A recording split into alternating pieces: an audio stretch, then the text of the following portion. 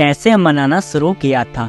हमने गुरु पूर्णिमा का उत्सव, सतगुरु हमें बता रहे हैं कि ये दिन सभी धर्मों के आने से पहले से एक उत्सव की तरह मनाया जाता रहा है और इसी दिन इंसान को मुक्ति की संभावना के बारे में बताया गया था। हम दक्षिणयान की अवधि में प्रवेश कर चुके हैं।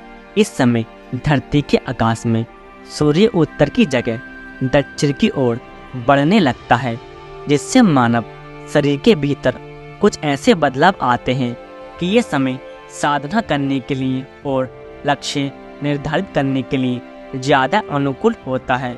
ये वो समय है जब किसान भूमि को जोतना शुरू करता है और योगी पृथ्वी के इस टुकड़े यानी शरीर को गूंदना शुरू कर देते हैं, जिसे उठाने का विशेष अधिकार उन्हें मिला है।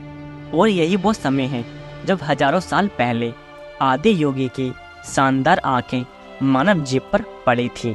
आइए जानते हैं प्रथम गुरु पूर्णिमा की कहानी। योग संस्कृति में शिव को भगवान के रूप में नहीं देखा जाता था। उन्हें पहले योगी आदि योगी के रूप में देखा जाता था।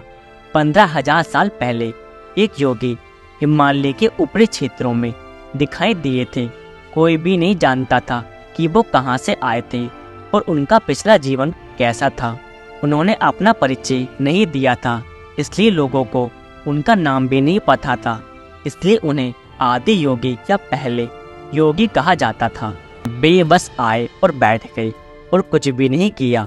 जीवन का एकमात्र संकेत उनकी आंखों से बह रहे परम आनंद के आंसू थे। उसके अलावा ऐसा भी नहीं लग रहा था कि वे सांस ले रहे हों।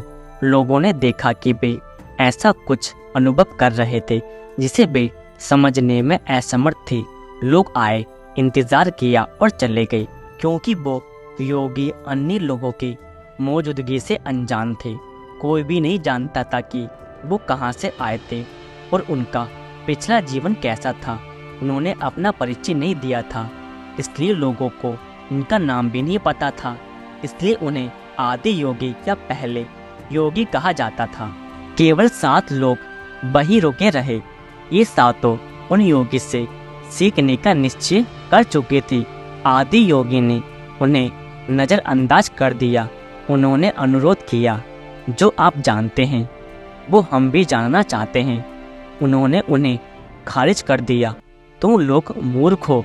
जिस तरह से तुम हो वैसे तो तुम 10 लाख वर्षों में नहीं जान पाओगे। तुम्हें तैयारी करने की ज़रूरत है।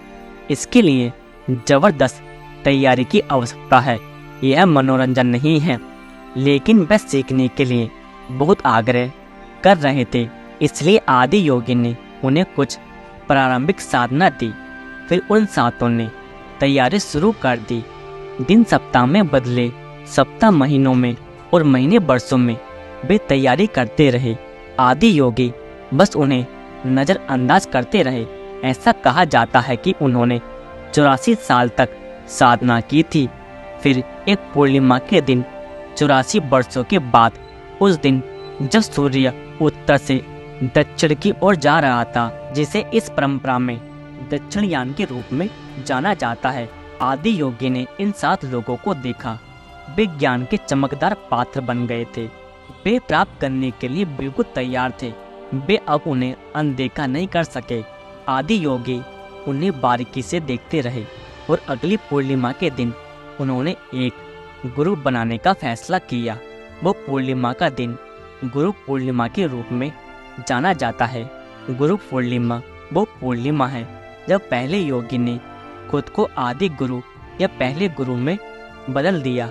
वह दक्षिण की ओर मुड़ गए। यही कारण है कि वे दक्षिणामूर्ति के रूप में भी जाने जाते हैं और 7 शिष्यों को योग विज्ञान देना शुरू किया। इस प्रकार दक्षिणायन की पहली पूर्णिमा गुरु पूर्णिमा कहलाती है।